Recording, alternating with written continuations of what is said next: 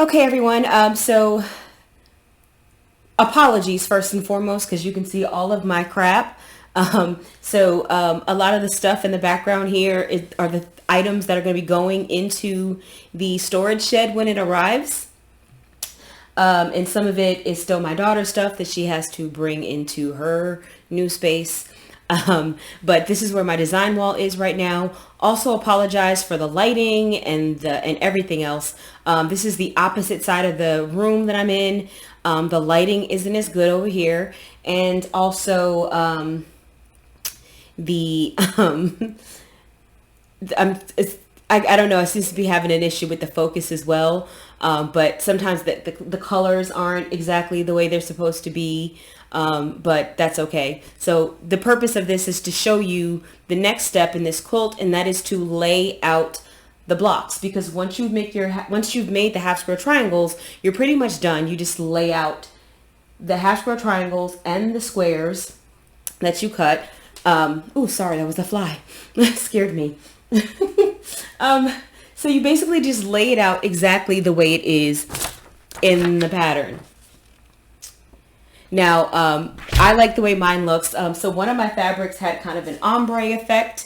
And so I chose to rotate that throughout the quilt. So that wasn't necessary. It was not required. It was just something that I chose to do to alternate that stripe throughout the quilt. And I think I kind of messed it up, because I think this should go up and down. I think I need to swap them. Yeah, because cross down. This is supposed to be a cross down. So I just need to switch these two. And that was just something that I chose to do, but it was not necessary or required. So now the next step is to sew the rows together. Now I did sew row 8 together just because I wanted to kind of test it a little bit. But I'm going to go ahead and collect the first row and then show you how I sew these together. Now you'll see this little piece of paper, or this little, actually you can't even tell it's a piece of paper, but I have a little piece of paper pinned in the first block of each row. So I'm just going to gather my first row and then take them over to the sewing machine, and I will show you how I put the rows together and some tips. So I am going to end up flipping some seams, and I would suggest you do too, and I will walk you through that. So one moment. Okay, so I'm at the machine. I hope you guys can see this well. Tried to place the camera in a good position. So one thing that I meant to say is after you lay out all of your blocks on your design wall, now for this particular quilt, we didn't have to play with anything. We just had to lay it out the same way it was in the picture. So it's not hard to recreate, but for any other quilt that might not be the same. So my advice is, once you've got your layout done, before you collect your blocks to start sewing them together, you should take a picture. Take a couple of pictures so that you can refer back if you get things out of order. Now, one of the things that I must do is I must put a pin in the upper left-hand corner of my block. I must. In the first block of each row, I must. And that pin stays there until I've put the quilt together. Because if I don't, things get, invariably, I will mess something up. So I use this technique. Now, so the way I sew my stuff together, and this may not work for everyone, and initially it didn't work for me either. When I first started doing this, I would get my blocks confused, I would get messed up, but I don't anymore.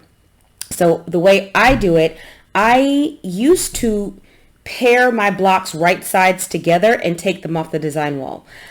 That confused me every single time. I cannot do it that way.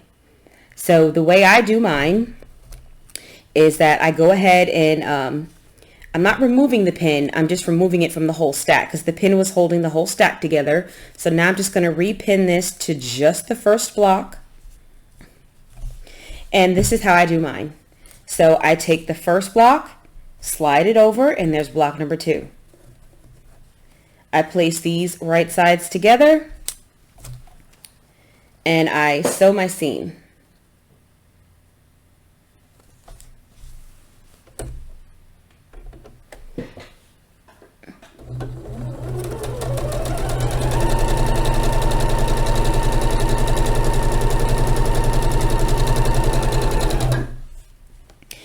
Then I have the third block and the fourth block. So I slide that third one over. There's number 4. I put these right sides together and sew my seam. Now this is where I was talking about I might flip some seams because everything is pressed to the pink, everything is pressed the same way. When I put these together, the seams won't nest. So I'm just going to flip this seam. And what I mean is I'm going to place these right sides together and I'm going to flip this seam in the opposite direction. I will press it later. If you are a newbie and you want to go ahead and press it now, then go ahead and press it now. That's fine. If you want to add a pin or two, that's fine as well. This is a really good skill to have because there are a surprising number of patterns that do not come with pressing instructions. So being able to adjust your seams on the fly is actually a skill that is kind of good to have, so that you can kind of make things fit together. Now, if you did not want to flip the seam, that was okay too. You could use a pin to make sure that everything comes together nicely. And then here we have the next one. We're going to slide it over, and then we're going to place these right sides together.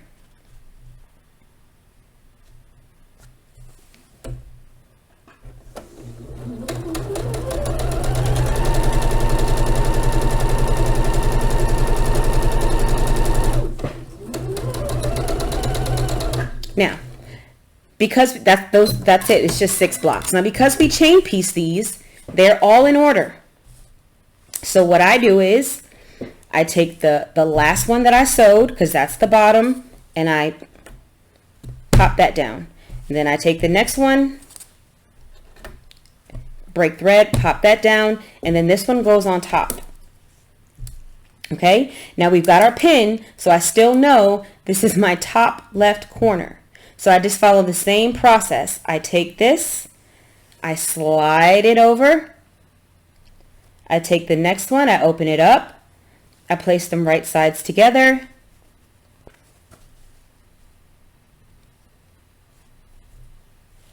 and I sew my seam. Now, as I said, this works for my brain. I've tried other methods. This works for me, and it allows me to be extremely efficient because I can take all of my rows off really at the same time. So I can take all my rows down off my design wall at the same time, pin each stack in the upper left hand corner, and then I can go ahead and sew all my rows together without having to get up and down from the design wall. Okay, so we've sewn that, and then we just need to add our last piece. Right sides together.